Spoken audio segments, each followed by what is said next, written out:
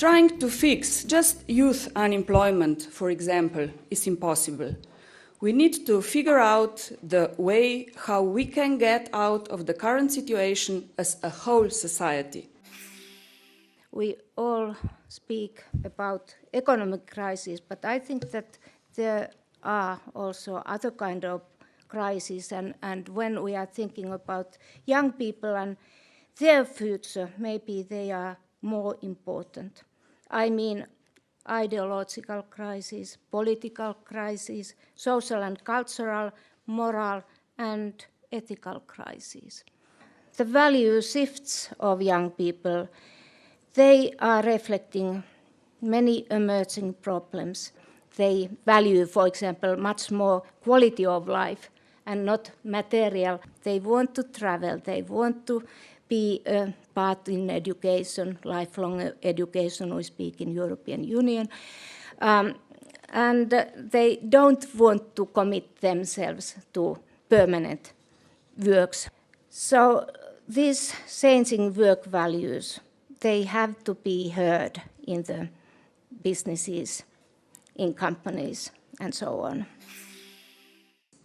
It is crucial for young people to take risks, overcome personal reservations, and be ambitious about their ideas and dreams.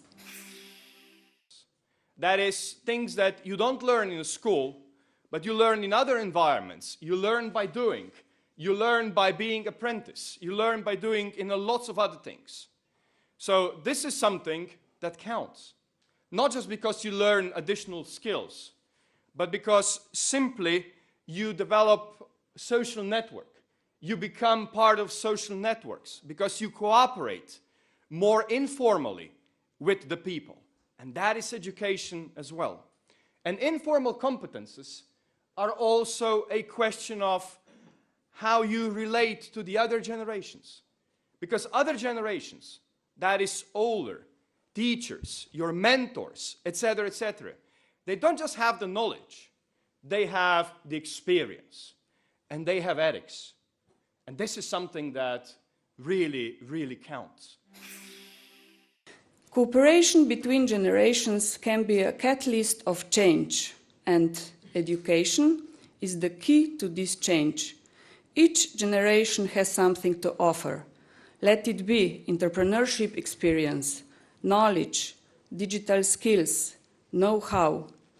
Once this is shared among generations, your and our challenges can be tackled.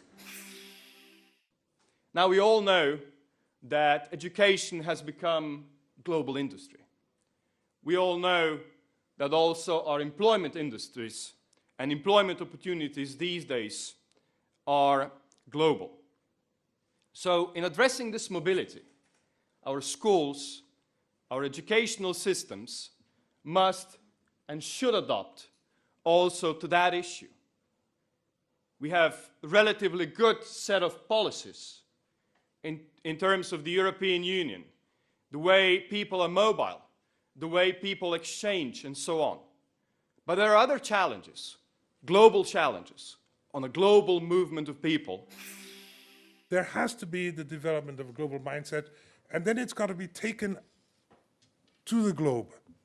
In other words, one of the problems with globalization now, it's an elite project, you know?